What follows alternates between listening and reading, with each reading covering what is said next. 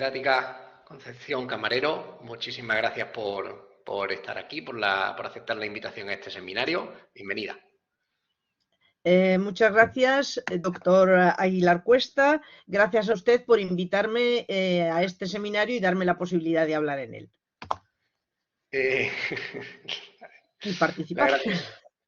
Las gracias es de quien habla. Entonces, entrando en el detalle, ¿no? Lleva por título la ponencia Fuentes Geohistóricas y Familia. Y la primera pregunta aquí es obligada, entendiendo pues un poco el contexto de este seminario, lo que se persigue. Y la primera pregunta sería, ¿qué son esas fuentes geohistóricas o qué entendemos por fuentes geohistóricas?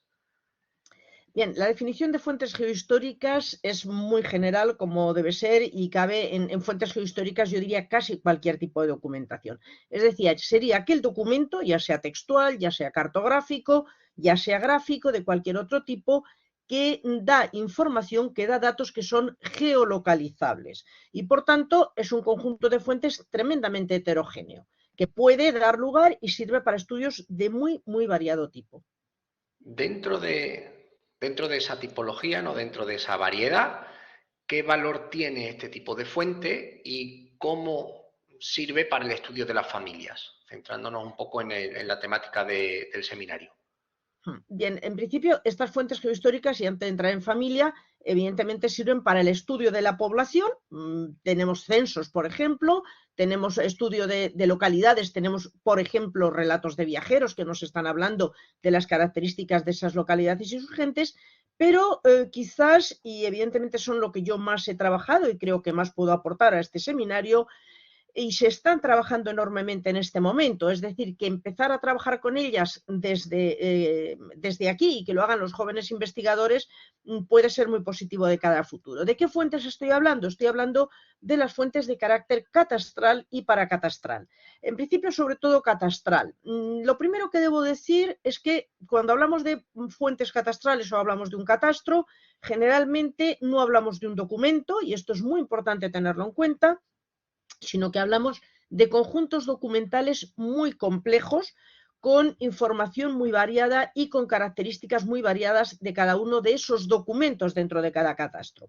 Pero simplificando y sintetizando un poco, habría que hablar de grandes tipos de catastro en función de distintos, digamos, criterios de clasificación. El primero sería si estamos hablando de un catastro textual o literario, o frente a lo que sería un catastro de carácter cartográfico. La imagen que todos tenemos de catastro a partir del catastro actual, moderno, son planos, básicamente planos, que luego tienen asociada una información de carácter textual, como es el nombre de los propietarios, los límites, lindes de las fincas, etc. Pero claro, si nos vamos a época histórica, vamos a jugar igual unos catastros de carácter cartográfico, donde tendremos los planos, los mapas y esas parcelas y esas informaciones sobre la parcela y sobre el propietario. Pero nos vamos también a ese otro tipo de catastros, que son los catastros de carácter textual, que suelen ser averiguaciones bastante más globales de la riqueza y también de la población.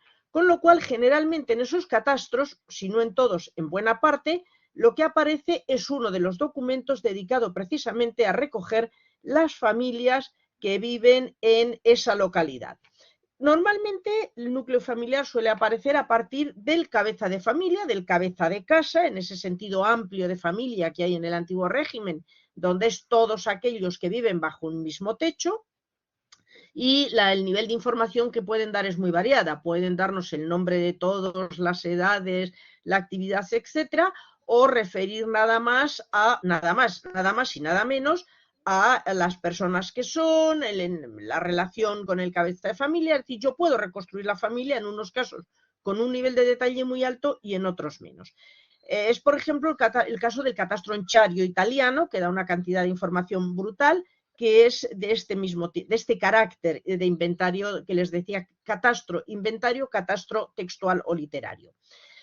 La segunda fase o el segundo planteamiento sería cuando hablamos de este tipo de catastros, si estamos hablando, y ya me ciño fundamentalmente a los de carácter textual, si son catastros completos o no. ¿Qué quiero decir cuando hablo de completos o no? si recogen toda la población o recogen solamente aquella que tiene unas determinadas características, pertenece a un estamento. Si es un catastro solo de rústica, no me van a aparecer más que las familias que son propietarios de bienes rústicos, evidentemente. Es decir, no me va a aparecer la nobleza. O si no me va a aparecer, por ejemplo, los ayuntamientos, que no son familias, evidentemente, pero que hay, no dan una información de carácter de riqueza que a mí me puede servir para estudiar cuál puede ser el nivel económico de una familia en tanto en cuanto que puede utilizar ese tipo de bienes, porque la familia entiendo que no debe, en cualquier estudio, debe ir mucho más allá del número de individuos, de las características demográficas de los individuos, sino también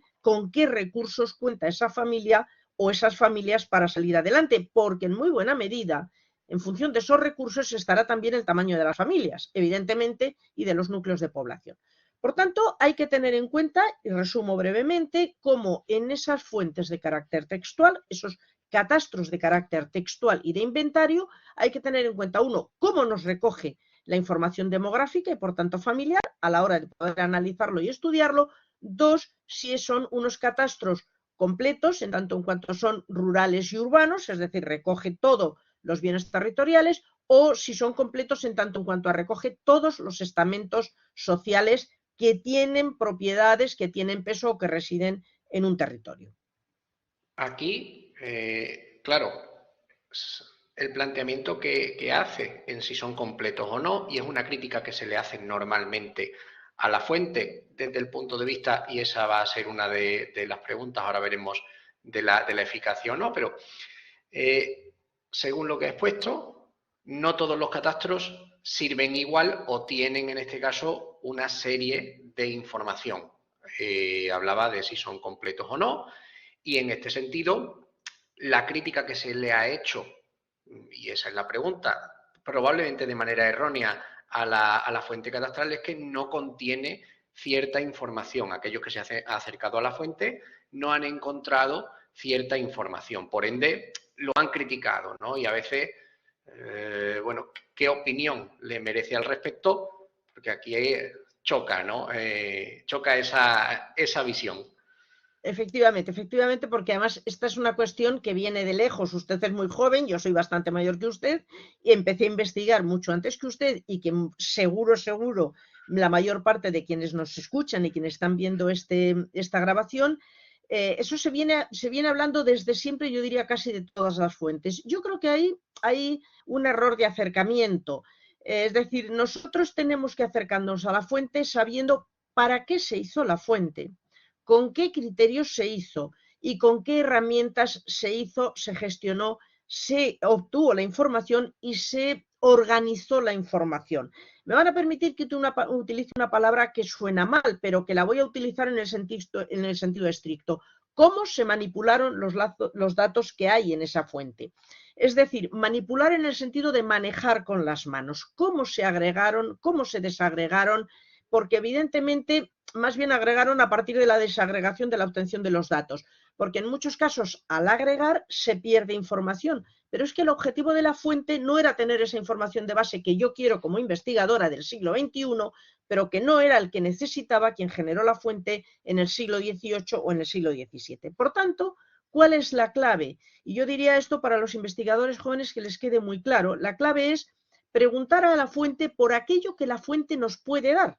No es un problema de decir, y se ha hecho mucho respecto a los catastros, hay ocultación.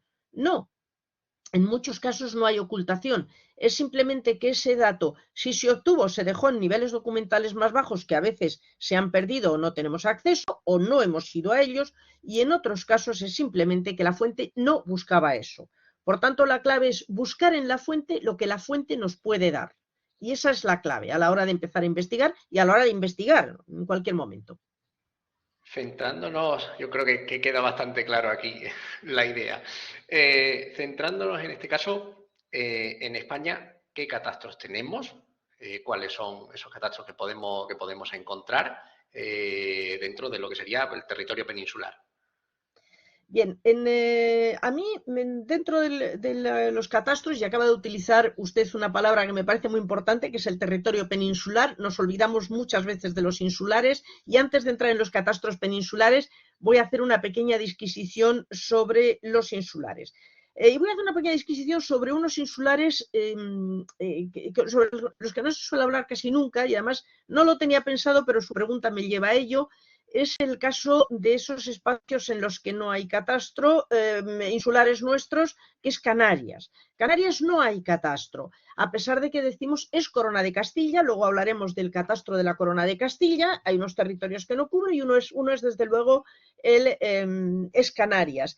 Bueno, en algún caso podemos buscar alguna información territorial y puede hacer referencia a población, incluso algunos aspectos relativos a familias, a partir de las descripciones de los informes que hacen los ingenieros militares cuando levantan cartografía. En el caso de Canarias hay un levantamiento maravilloso, y no voy a referir a él porque está publicado casi todo, y lo hizo don Juan Tous, un militar que ha hecho unos trabajos espléndidos, que se levanta la cartografía de las Islas Canarias entre 1700 o en la década de los 40, con esos informes espléndidos donde hay una información muy interesante de población, y a veces refiere algo a este tipo de cuestiones que nos interesan. Pero centrándonos en los catastros, España entra en los catastros en el siglo XVIII, cuando entra la mayor parte de Europa. Es decir, en algunos de sus trabajos, profesor Aguilar, lo ha dicho usted también, el siglo XVIII es el siglo de los catastros. Lo ha dicho usted y lo ha dicho investigadores muy importantes extranjeros, como es Mireille Tucerí, a quien usted conoce, o la profesora Alimento, Bulgarelli, con la que usted también ha tenido relación y conoce y ha trabajado. Bien. Ellos lo planteamos así: es el siglo de los catastros, se levantan mínimo, aunque no sean totalmente nacionales, del orden de más de 70 catastros. Unos llegan a buen fin, otros se quedan a medias, pero en un territorio como es el europeo, que no es muy grande, 70 catastros, algo más de 70 catastros, son muchos catastros. Bien, entonces nosotros entramos ahí. Nosotros entraremos además con la dinastía borbónica. Cambia la estructura del Estado, se pretende cambiar, se pretende ir a una centralización y a una equidad fiscal inexistente hasta el momento. La Corona de Aragón prácticamente no contribuye al sostenimiento del Estado, mientras que es Castilla el gran sostenedor del Estado. ¿Qué se va a intentar? Se va a intentar ir a esa fiscalidad bastante más justa, de forma que Corona de Aragón empiece también a financiar al Estado, puesto que también se beneficia del Estado. De manera que se hará una reforma fiscal en Aragón, en los reinos de Aragón, Valencia y Mallorca, que dará lugar a unos impuestos que luego generarán documentación interesante, que son el llamado catastro única contribución en Aragón. En el caso de Valencia, el equivalente a lo que Castilla paga por rentas provinciales, y en el caso del Reino de Mallorca se llama la talla. Pues bien, en esa situación es cuando, al entrar más tarde en esta dinámica, porque es, digamos, el último territorio que cierra la guerra de sucesión, que es Cataluña, en Cataluña se querrá revisar esa financiación y se hará un catastro que será el catastro que lleva el nombre de su impulsor, que es el catastro de Patiño. Un catastro que, ya les digo ahora, antes de empezar a hablar de él monográficamente, es referente en Europa de un catastro que se hace, que se corrigen algunos errores, hoy se actualiza continuamente y funciona muy bien desde el punto de vista fiscal, sobre todo para el vasallo, incluso yo diría más que para la corona, y en cambio, ha sido tremendamente denostado en España y sigue siendo una documentación prácticamente oculta, lo cual es una verdadera pena. Luego veremos el tema. El segundo catastro que se levanta aquí en España será el catastro de Ensenada, que será para la Corona de Castilla. Visto el correcto funcionamiento del catastro de Patiño, visto el correcto funcionamiento de catastros italianos como es el de Saboya, visto cómo se ha hecho el catastro de Milán, aunque todavía no se utiliza como herramienta fiscal, pero sí se ha visto la mecánica, Ensenada, que se ha tirado prácticamente 11 años en Italia, plantea catastrar las Castillas. Evidentemente va a salir un catastro que ya veremos que, en una expresión que ya se ha hecho, yo diría, muy famosa y conocida, es una magna averiguación fiscal que va mucho más allá de lo catastral, y ahora veremos lo interesante que es para el tema población y familias, y que además usted se sonríe, pero porque usted lo conoce, yo diría casi tan bien como lo conozco yo. Bien, estaría. Tendremos un tercer catastro que no nos es útil para el tema familias, pero sí nos puede ser útil para ver dónde viven algunas familias, si tenemos la información por otro lado, y en qué tipo de vivienda viven en un lugar como es la Villa y Corte, que es una ciudad grande, creciente, populosa, complicada, porque existe una regalía de aposento, es decir, todo madrileño tiene la obligación de ceder al rey la mitad de su vivienda para que pueda colocar a un funcionario, que no es así, tiene que pagar una cantidad, es decir, está pagando un IBI actual, cosa que no se paga en otras ciudades y que eso está llevando a un deterioro importante del patrimonio inmobiliario madrileño. Conclusión, se levanta un catastro. Una vez el catastro es el elemento de conocimiento. ¿Qué me ocurre? Que ahí sí que tengo los propietarios, tengo un dibujo, un perfecto plano de la vivienda y si yo por otro lado conozco la familia, puedo saber sobre qué espacio vive esa familia e incluso el plano del espacio en el que vive. Pero no es especialmente interesante, insisto, para el análisis de las familias. Más interesante son esos otros dos catastros que les decía, Patiño y Ensenada, que son catastros inventarios, son catastros textuales y que efectivamente sí que nos van a dar esa información. Si me permiten que empiece por el primero porque es el primero que se hace, que es el catastro de Patiño, se va a hacer para Cataluña, como les decía, y se pone en marcha por decreto de diciembre de 1715. Se hace relativamente rápido, en cuestión de un año, en cuestión de un año se catastra, o algo menos incluso, y se impone el impuesto. Es un catastro que además se puede hacer relativamente rápido porque la mecánica que utiliza, hasta donde podemos saber, porque no hemos encontrado, lo cual no significa que no exista, ¿eh? Ojo, yo jamás diré que no existe algo, salvo que tenga la constancia de que alguien incendió aquello y se convirtió en cenizas, porque aparece luego la documentación donde menos se espera. Da la impresión de que con esa experiencia que tienen de hacer estos estime, que es decir, esos libros donde se describen las propiedades de la familia, fueron cada uno de los vecinos de los pueblos, contaron qué es lo que tenían y en los ayuntamientos, con unas revisiones posteriores que hubo, se rellenaron o se construyeron la documentación de esos catastros. Ojo, que a veces decimos que solo Cataluña, o en general Reino de Aragón, ojo, hablemos que a veces hablamos mucho de Cataluña y nos olvidamos del Reino de Aragón, que esos estimes se hacían en todo el Reino de Aragón, igual que se hacían en Francia para el pago de la talla. En Castilla probablemente se estaban haciendo también, porque en archivos municipales yo he encontrado algunos de esos libros con el cabeza de familia, a veces la familia detrás y luego las propiedades que tienen descritas las parcelas. En concreto, en varios pueblos de Soria yo los he encontrado, curiosamente los llaman apeos, con lo cual yo creo que a veces el investigador se acerca al archivo, entiende que aquello es un apeo y no entiende o no ve si no le presentan el documento, y a veces no es fácil en los archivos, sobre todo en los municipales que no tienen medios, en pueblos pequeños, acceder a la documentación o incluso porque no estaba organizada. Pero insisto, también existía en Castilla esa costumbre de esos documentos. Entonces, vuelvo a Cataluña y cómo se va a hacer ese primer catastro, que es sobre todo textual, y lo que se va a hacer es separar, digamos, hacer tres, a lo que aquí nos interesa, hay más documentos, tiene más niveles documentales, pero a lo que aquí nos interesa hay tres. Uno primero en el que se van a recoger todos los bienes inmuebles descritos, es decir, casas, molinos, paneras, tenerías, tiendas, etcétera, descritas y valoradas. Uno segundo donde se van a recoger las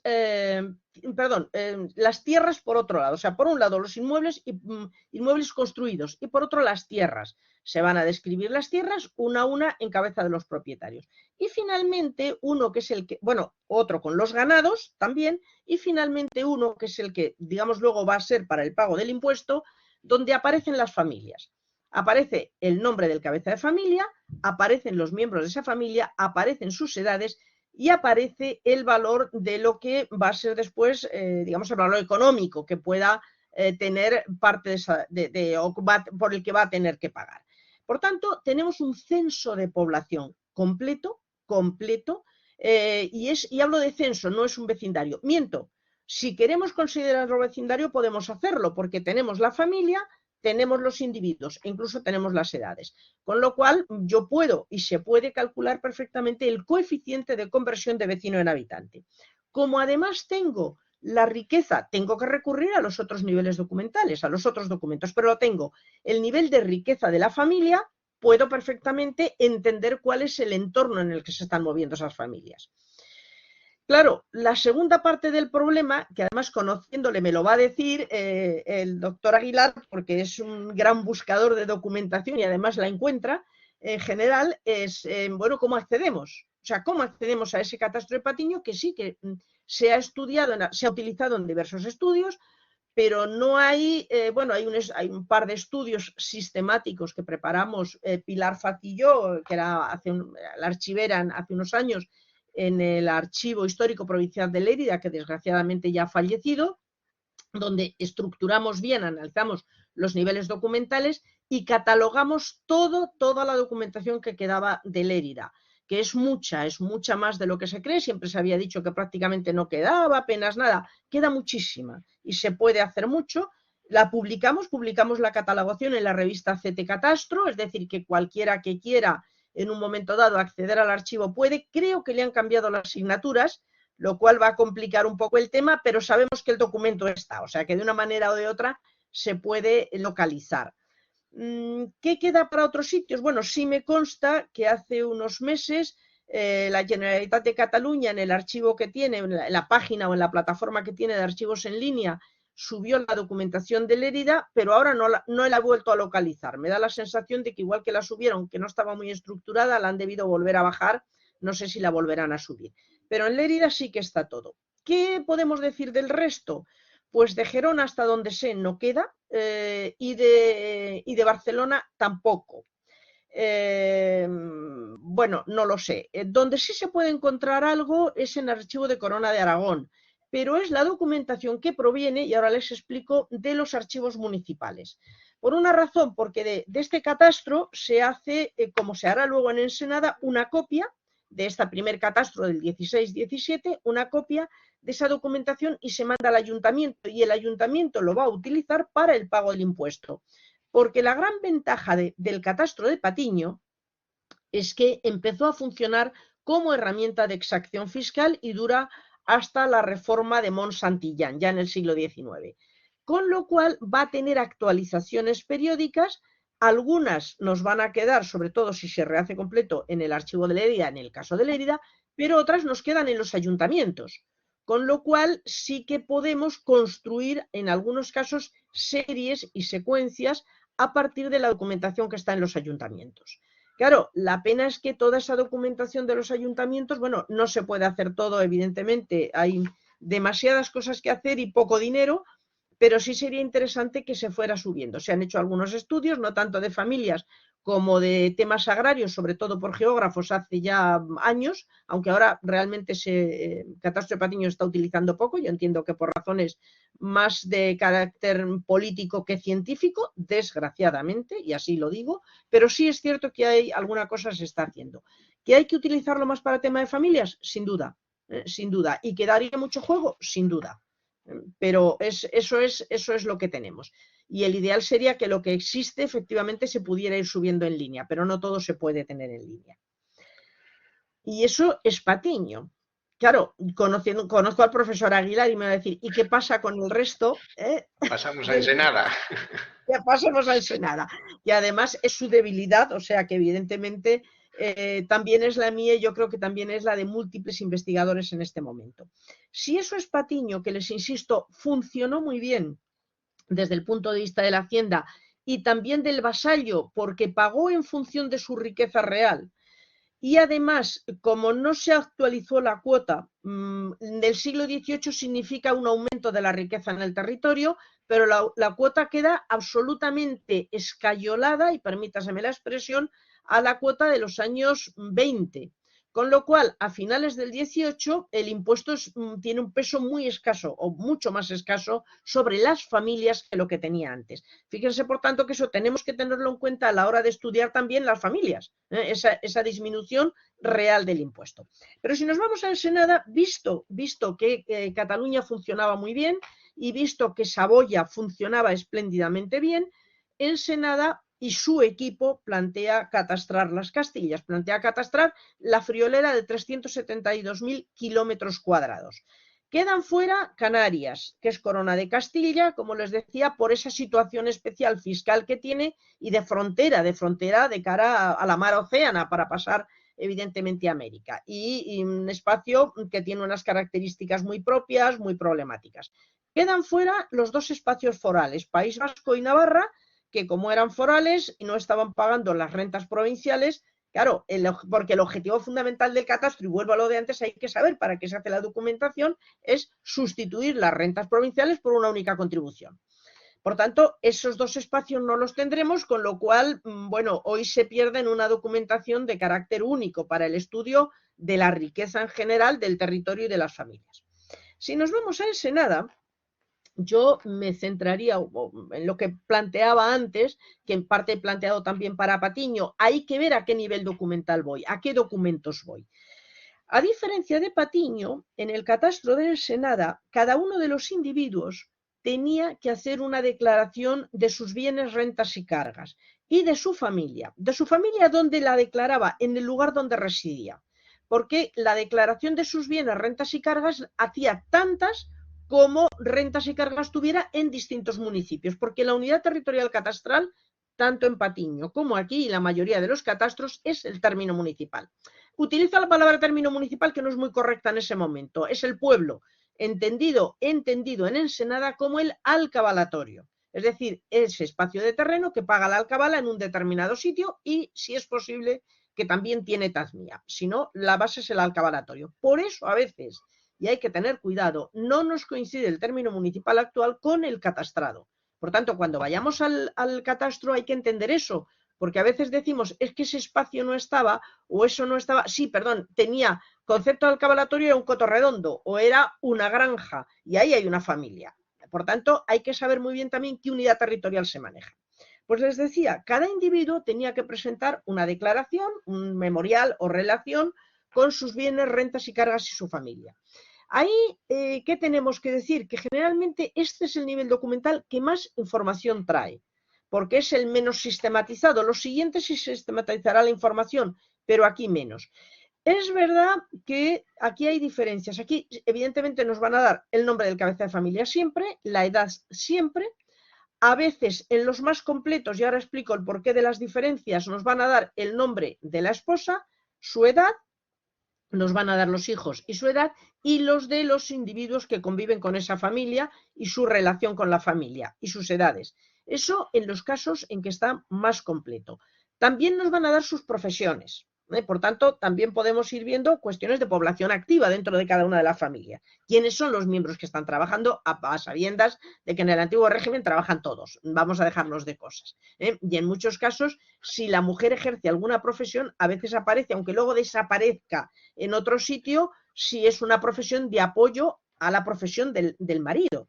Entonces, si está contribuyendo a la profesión del marido, es decir, vamos a encontrar, por ejemplo, y eso, pueblos, por ejemplo, de carretería, donde el cabeza de familia dice que es carretero, se tira 6 meses fuera y es agricultor por mano de su esposa. Claro, la agricultora ahí es la mujer, pero como va a pagar por esa actividad agraria, el núcleo familiar, pues la mujer no aparece en otro sitio como agricultora, pero de hecho es lo que está haciendo. En algún caso, pues como tejedora de paños, claro que sí, y dice que ayuda al marido y hace tantos paños.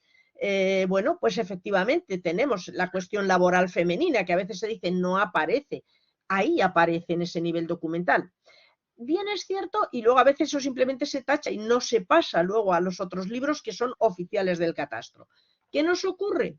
Que los memoriales, desgraciadamente, se han perdido en muchas provincias. Se han perdido porque no se encuadernaron, porque se entendió que ya no valían, eran un paso previo a tener la documentación oficial catastral. ¿Dónde se conservan? por ejemplo, en la provincia de Burgos, en el antiguo Burgos, que llegamos hasta Cantabria, o donde se conservan en Guadalajara, o donde se conservan en algunos sueltos se conserva en Granada, bueno, son importantísimos, claro, porque eso nos permite reconstruir muchas cuestiones. También es cierto que incluso en los memoriales a veces hay diferencias en una misma provincia. Hay memoriales que dan datos, más datos y otros menos, porque hubo intendentes, y eso usted lo ha estudiado muy bien para Jaén, profesor Aguilar, con lo cual puede perfectamente interrumpirme si quiere y apostillar lo que considere oportuno. Es que hay un momento en que cuando se ve la dificultad que el hombre del pueblo tiene para hacer un memorial, para hacer una relación de bienes, etcétera, se les hace una especie de pequeño formulario, no formulario, pero sí esquema de lo que tienen que hacer. Y hubo algún intendente que entendió que como para algunos aspectos catastrales y de fiscalidad no era necesario tener tanto dato como era el nombre de la mujer o como era el nombre de los hijos, y solo interesaba si eran mayores o menores de 18 años, que es cuando empiezan a ser sujetos del impuesto por lo personal.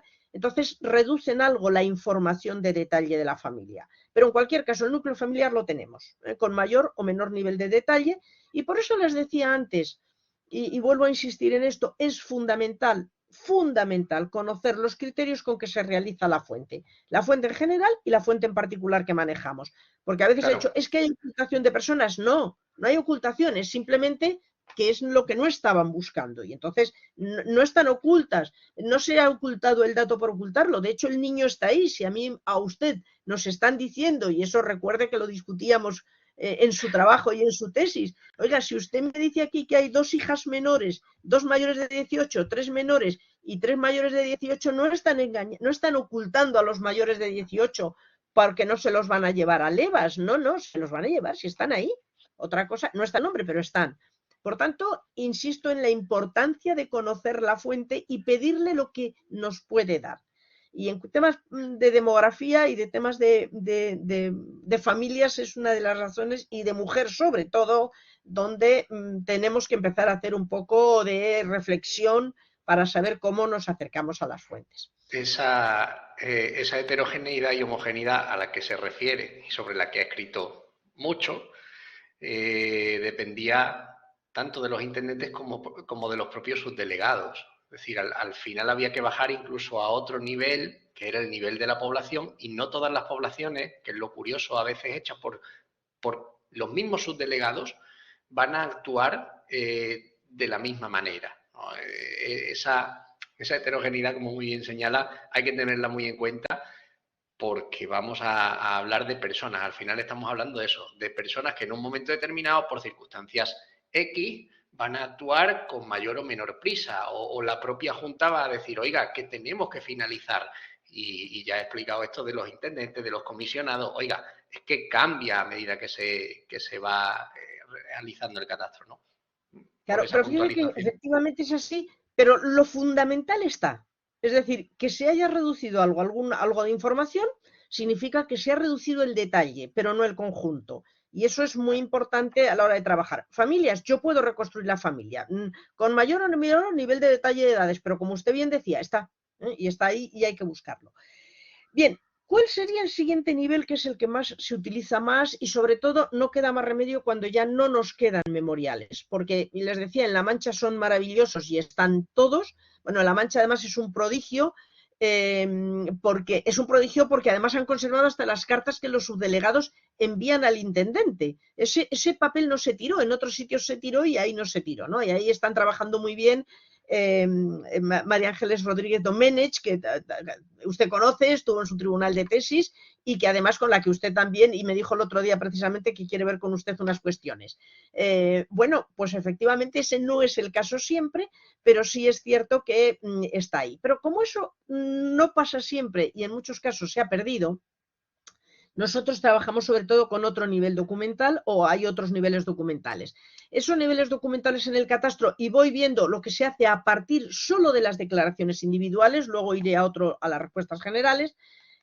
A partir de la información que aparece en el memorial, en la relación de cada individuo, se maneja la información, se elabora y se separa, por un lado, todo lo que es bienes, rentas y cargas, es decir, lo real, lo que va a estar sujeto a contribución, de manera que se hace un libro de lo real, que a veces se llama, según las provincias, libro de lo real, libro de haciendas, libro mayor de lo raíz, libro registro, es decir, tiene nombres distintos, pero el concepto es el mismo, un libro donde se pone el nombre del propietario, que ahí puede ser residir en el pueblo o no, por tanto, ojo con esto, solamente luego me va a cuadrar un índice con otro, con el libro de cabezas de casa, y ahora lo veremos, si reside allí. Si no, si es un propietario forastero, me aparecerán solo sus bienes, solo sus bienes. Pero bueno, me aparecerá su nombre y sus bienes.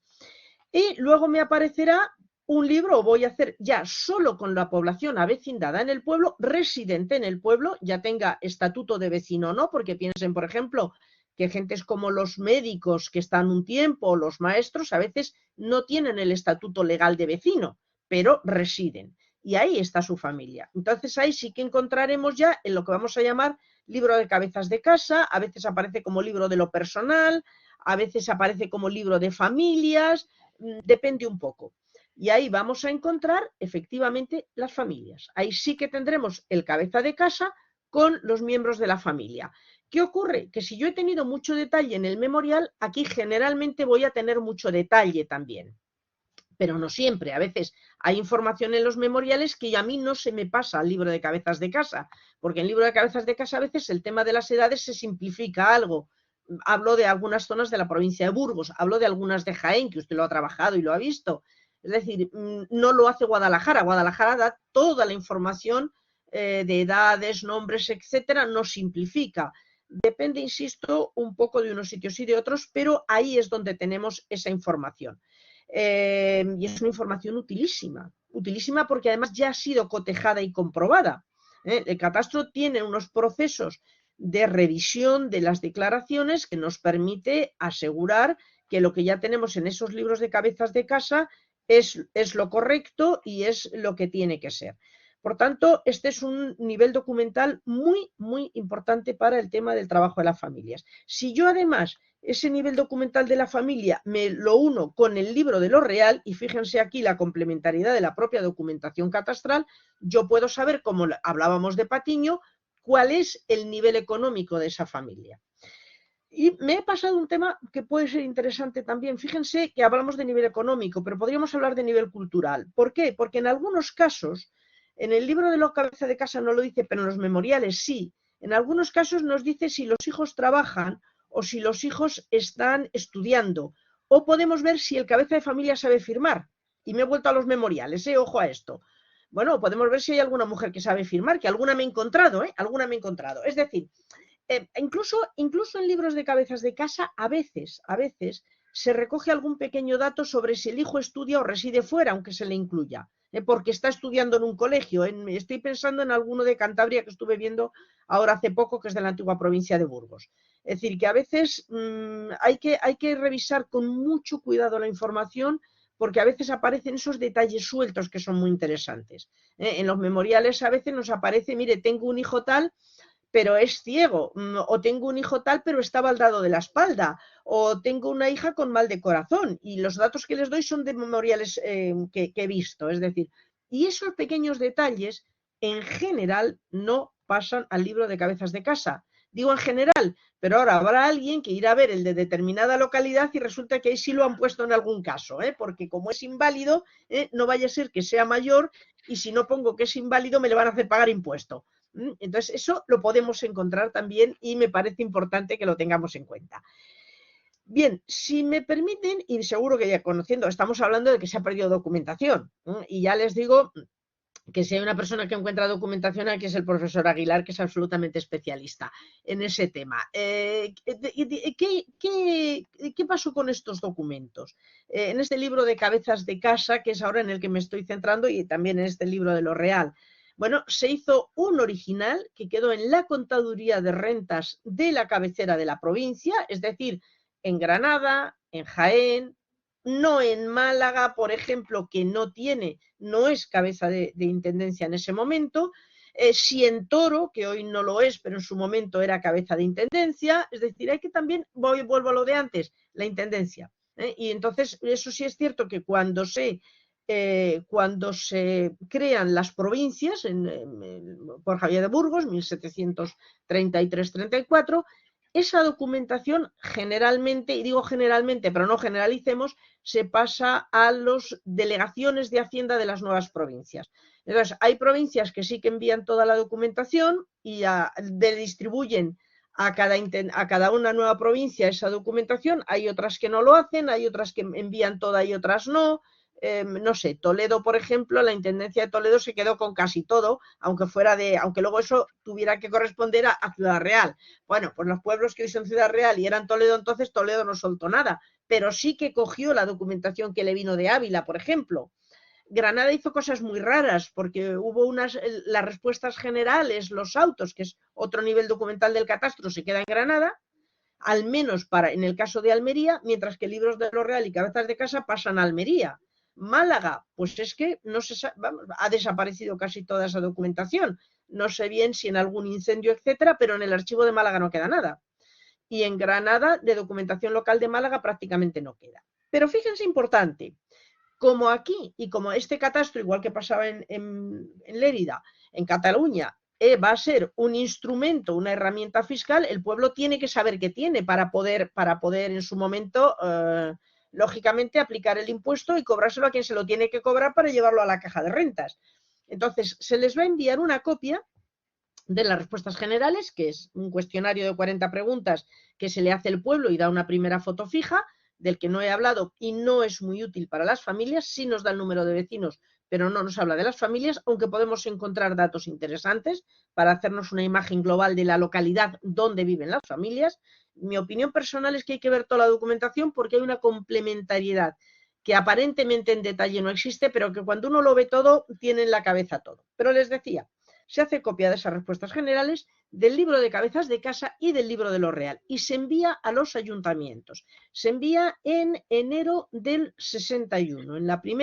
Los primeros 20 días, el mes de enero del 61, se montan en cajones, esos cajones se montan en mulas y esos se llevan a cada uno de los ayuntamientos. Luego todos los ayuntamientos deberían tener esa documentación. Evidentemente no todos la tienen, la incuria de los tiempos, la despoblación rural, uno se ha podido quemar, otro se ha podido hundir, otro se ha podido mojar, otro ha pasado por allí alguien que lo ha visto y dice, uy, qué bonito es el libro de mi pueblo, me lo llevo a mi casa y desgraciadamente hay mucha documentación de catastro en manos de particulares, desgraciadamente, más de lo que debiera, manos que además no van a hacer nada con ello, excepto pues probablemente los herederos que los vendan en rastros, lo cual es una verdadera pena, pero es así. Pero bueno, en muchos casos quedan. Entonces, por ejemplo, en espacios como es el Reino de Sevilla, donde desapareció toda la documentación de nivel local, y además quiero recordar que Matilla Tascón tiene la fecha en que fue, y a santo de qué, o Cuenca, que sabemos que fue en la tercera guerra carlista, se quemó el archivo y se quemó todo. ¿Qué ocurre? Que me puede quedar en el ayuntamiento. Entonces, tendría que ir al ayuntamiento a verlo. Importante, sería muy importante hacer que las diputaciones, quizás que son quien tiene dinero, hicieran un auténtico inventario de qué queda de catastro en los archivos, qué quedan los archivos municipales. Y de paso, digitalizarlo, porque muchos pueblos son pequeños, muchos archivos no tienen seguridad y puede pasar cualquier cosa. ¿Qué ha pasado? Algunos trabajos que se han hecho de catastro pues, en Reino de Sevilla, pues, y Reino de Sevilla, recuérdenlo, es Cádiz, Sevilla y Huelva. Bueno, pues se han hecho a partir de lo que quedan los archivos municipales. Entonces, eso sería importante y cualquiera de ustedes que quiera emprender un trabajo con catastro, si no lo tienen en el archivo histórico provincial, que es donde suelen estar, aunque en Galicia, vuelvo a decirles, esto es la heterogeneidad, como dice el profesor Aguilar, en Galicia están en el de Corona en el caso de La Coruña, están en el de Corona en el del Reino del Reino de Galicia, porque no hay un archivo histórico provincial de Coruña, ¿no? En el caso de Madrid, pues es que Madrid se ha perdido casi todo y lo que queda, que era de la antigua provincia de Guadalajara, está en el histórico nacional. Es decir, hay que ver un poco dónde está, ¿no? En Burgos, que es otra de las excepciones, pues está en el archivo de la Diputación, el archivo histórico de la Diputación, porque por lo que fuera, Hacienda estuvo en el edificio que luego fue de la Diputación, Hacienda se fue, entendió que eran papeles viejos, se quedó ahí Y bueno, gracias a eso es cierto que se ha conservado muy bien. Por tanto, fíjense otro que les planteo como investigadores. Hay que buscar no solo donde se supone que está. Y luego, bueno, les presento un gran experto en el manejo de la página de Family Search. No me presenta a mí, le presento yo a él, al profesor Aguilar, que es absolutamente especialista. Entonces, es cierto que en su momento hicieron los mormones un gran trabajo de digitalización, de documentación, y Ensenada lo digitalizaron en muchos sitios y en muchas zonas. Luego, y lo ha subido, y está subido a esa página con no excesivo orden, pero ahí está. Yo creo que en algunos casos hay también documentación catastral de algunos archivos, sobre todo de los de ciudades importantes, porque claro, por el archivo del pueblito chiquitito de la Sierra de Filabres no fueron, pero sí que es cierto que algunos quedan. Luego ahí con eso se puede trabajar y se puede buscar, a veces en un primer acercamiento, en una digitalización que no es brillante, pero permite trabajar, para luego bajar al archivo y verlo físicamente, ¿no? Entonces, yo creo que ahí tenemos una fuente única para el estudio de las familias en lo que es su estructura demográfica, económica y económica, clarísimamente. Y luego además incluso decimos, ¿dónde viven? Bueno, si nos dice que tienen una casa, ya sabemos en qué casa están viviendo. Claro, el problema es cuando tienen 5, un propietario, no sabemos bien en cuál de las 5 vive, pero bueno, podemos saber. Si alguien no tiene vivienda, pues entonces resulta que podemos saber que efectivamente no la tiene que vivir forzosamente de alquiler. Bueno, datos que a nosotros hoy nos son muy interesantes para conocer esa, vamos a llamarle, situación general o esa sociología de esa familia a mediados del siglo XVIII. Yo creo que la explicación que ha dado es como soberbia sobre la fuente, planteando básicamente esto mismo, ¿no? Es el cómo es una fuente extremadamente heterogénea, homogénea en su conjunto, pero heterogénea en el detalle, y esa problemática en los archivos, en portales que están, que hoy no están, que mañana cambian de nombre y es extremadamente difícil encontrarla o rastrearlo, y como también añadía una cosa, y es falta mucho por hacer. Es decir, sí se ha hecho mucho, que esto lo ha repetido en varias ocasiones y en varios lugares, ¿no? En muchos lugares, allá por donde va, falta mucho por hacer, porque es muchísima la documentación. Entonces, teniendo este panorama, ¿no? Esta perspectiva, querría cerrar con esta pregunta, que es ¿cómo se transfiere todo esto a la sociedad? Se entiende esa parte académica, más o menos, pero la parte social, ¿qué es lo que se hace para transferir todo ello? Claro, a mí esto me parece un tema fundamental y cada vez más fundamental, porque si no, toda esa investigación que estamos haciendo va a quedar en una torre de marfil, que tampoco lo es tanto, pero en fin, porque cada vez todo el mundo tiene acceso, casi todo el mundo, a lo que se está haciendo desde la aportación científica. Evidentemente, esto que se hace tiene una vertiente científica centrada en lo que somos los especialistas de determinadas materias, y la ventaja de las fuentes catastrales es que son tremendamente polivalentes, es decir, nos valen a demógrafos, historiadores, geógrafos, gente que estudia temas medioambientales, política, temas de historia política, en fin, nos vale para, ojo, cartografía cuando la tenemos, nos vale para una gran cantidad de ciencias, pero quedaría en ese caso solo, y haya quedado tradicionalmente, en documentación de carácter científico. ¿Qué me parece importante de esa transferencia? En primer lugar, que se dé a conocer a la población esa documentación y su tremendo valor. Es decir, una sociedad no es lo que es. Nosotros no venimos, yo siempre utilizo un símil que es muy campesino, pero es que yo vengo de familia campesina, ¿qué le vamos a hacer? Es decir, nosotros ni lo que es Castilla, ni lo que es Andalucía, ni lo que es España, ni lo que es ningún país, y vamos a dejarnos también de esas fragmentaciones que a veces nos impiden ver el bosque, nos perdemos en las ramas, pero ni siquiera lo que es nuestro pueblo, si no sabemos y conocemos nuestra historia. Pero nuestra historia real, no la inventada, que hay mucha historia inventada por ahí, se crean unos tópicos y estamos todos muy contentos. Y la historia se hace a partir de los papeles viejos, a partir de la documentación histórica. Entonces, hay que trasladar a la población la importancia de la conservación de esta documentación y de su conocimiento. ¿Cómo estamos haciendo nosotros parte de esa transferencia? y yo llevo muchos años haciéndola cuando no estaba de moda la transferencia, evidentemente. Es más, desde el mundo científico se entendía que era una pérdida de tiempo, que era un entretenimiento, etcétera. Hoy día se entiende justo lo contrario. Y yo estoy trabajando en esa transferencia y mi equipo, en el que está, por supuesto, el profesor Aguilar, que me tiene absolutamente frita y yo le tengo a él fritísimo con estos temas y otros. Pues bien, nosotros y con la Dirección General del Catastro, que debo decir que en este caso son absolutamente modélicos, es decir, lo que está haciendo la Dirección General del Catastro desde hace años y el inmenso interés por conocer las raíces del catastro en España, que si hicimos el mejor catastro de Europa de tipo textual, que es el de Ensenada, hoy tenemos probablemente, no sé si el mejor, pero sí de los mejores catastros, probablemente el mejor, el catastro europeo en cuanto a catastro de servicios, que es el que tenemos hoy en España, a pesar de que todos nos quejamos, que la linde de la parcela y tal, pero es un catastro ahora mismo multipropósito, como no hay ninguno en Europa, y barato, gratis. Es decir, que a nosotros como investigadores o como ciudadanos los papeles nos los dan gratis, que en Holanda cobran y cobran mucho. Pues vuelvo marcha atrás. Ellos siempre han sido muy conscientes de eso y llevamos desde el 2002 haciendo una serie de exposiciones en las que localizamos la documentación catastral, localizamos la documentación de la época y del entorno de esa documentación catastral en los archivos municipales, y esa exposición está yendo, se hizo una gran exposición en el 2002 en la Catedral de Jaén, que itineró después a Madrid y itineró después a Logroño, bueno, al revés, primero Jaén, Logroño, Madrid, espectacular, que además, bueno, vinieron a verlo gente de toda Europa y que además sirvió para demostrar que podíamos perfectamente presidir la Oficina Europea de Catastro que nosotros habíamos impulsado desde España, y a posteriori decidimos que si eso tenía el valor que tenía, no podía morir ahí, no podía morir. Y se montó con una serie de material gráfico y esa documentación que se localiza en archivos,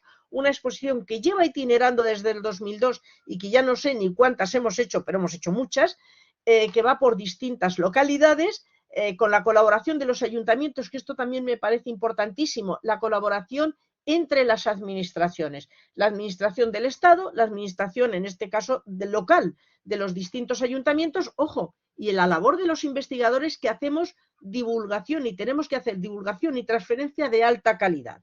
Pues bien, esa exposición está yendo por distintas localidades y sigue yendo. El año que viene, el año 24, yo espero que pueda estar al menos, ahora mismo está en Ciudad Rodrigo, va a estar hasta febrero, y yo espero que después pueda pasar a 2 localidades, una de la provincia de Málaga y otra de la provincia de Granada, con seguridad, y quizás, curiosamente, va a ser el año de Andalucía, quizás otra en la provincia de Córdoba, pero en cualquier caso hay que planificarlo porque no es fácil. Es decir, montar una exposición de estas tiene su intríngulis porque hay que hacer la investigación previa, y luego está toda la parte logística, que es más compleja a veces de lo que pueda parecer. Bien, ¿cómo más estamos haciendo transferencia? Pues miren, a partir de una revista que es una revista claramente de carácter científico, o sea, clarísimamente de carácter científico y técnico, pero que en todo lo que tema de catastros históricos es una revista que es de la Dirección General del Catastro, que es la revista CT Catastro. La revista CT Catastro tuvo claro que tenía que dedicar una sección en todos los números, o al menos en el máximo posible, a lo que es el estudio de la historia, de las raíces del catastro, porque el catastro de hoy no se entiende sin el catastro de ayer. Y ahí estamos publicando artículos que son de carácter científico, pero la gran ventaja es que es una revista absolutamente abierta. Cualquiera de ustedes se la puede bajar. Y además, cualquiera de los que estamos escribiendo ahí somos gente muy accesible, es decir, que es fácil contactar con nosotros y, por supuesto, estamos dispuestos a ayudar tanto a investigadores que están haciendo sus tesis doctorales o proyectos de investigación, como a personas interesadas en conocer esa documentación catastral. Porque fíjense una cosa, uno piensa que un papel viejo, como insisto lo de viejo porque tengo unos amigos ya de cierta edad y sobre todo de química, que suelen decir, conchas, que trabajáis papeles viejos, básicamente, y os entusiasman, pues es verdad. Y lo digo un poco de broma y de serio para que ustedes se acuerden, son papeles viejos pero valen mucho, muchísimo. Fíjense que la documentación, los datos que hay en ese catastro, como se revisaron todos, se levantó acta por escribano, es decir, por notario actual, pueden valer en cualquier juicio. Y entonces, ¿qué ocurre? Que a pesar de que a veces es difícil encontrar las cosas porque es textual, una transferencia importante es la utilización de esa documentación para cuestiones legales en este momento. Para demostración de cosas tan dispares como que mi familia residía aquí y yo estoy 2 generaciones o 2 siglos después y resido en Argentina, pero mire, tengo una continuidad y a lo mejor sí que efectivamente vengo de allí, cosa que me consta que en algunos casos se ha utilizado en algunas peticiones, por ejemplo, de nacionalidad, que es verdad que no se van tan atrás, pero sí para indicar ese arraigo o esa continuidad familiar en España. Por ejemplo, o me sirven para saber que, oiga, esta casa y la bodega que hay debajo de esta casa, y hablo de un caso, por ejemplo, de Segovia, porque ya les digo, cuando les doy ejemplos son ejemplos reales, esta bodega estaba ya debajo de esta casa, y se declaró debajo de esta casa y por tanto hoy ese señor de enfrente no se me puede meter en la bodega porque pertenecía al subsuelo de esta casa. Es decir, que esa transferencia para otro tipo de temas está ahí.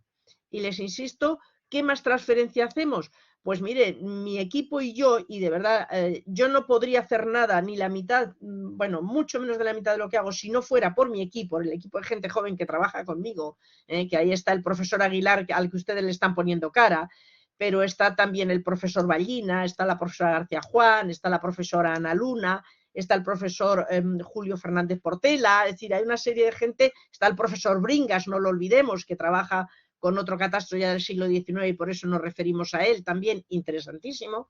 Pues bien, no podría hacer nada. Nosotros estamos dando conferencias, hacemos seminarios, apoyamos las exposiciones, es decir, todo aquello que permita acercar el catastro a cualquiera que con respeto, con cariño, con sentido de, yo diría, de entender que es un patrimonio documental y cultural único, quiera acercarse a esta documentación. Pues yo creo que con esto cerramos aquí. Creo que ha sido un cierre y además ha quedado todo muy completo, tocando cada una de esas patas dentro de la transferencia. Maestra, yo no me queda más que darle las gracias por estar aquí, por aceptar la invitación, por todo lo que le debo, que es No, no, mucho no, más no, no, no me debe nada, en se lo este debe a su sentido. trabajo, básicamente, doctor En Aguilar. este sentido. Así que muchísimas gracias, catedrática de Geografía Humana de la Universidad Autónoma de Madrid, Concepción Camarero, por estar en este seminario y por participar. Muchísimas gracias a ustedes por permitirme participar y permitirme pues explicar aquello en lo que vengo trabajando muchos años y que, como pueden ver, me entusiasma. Gracias por todo.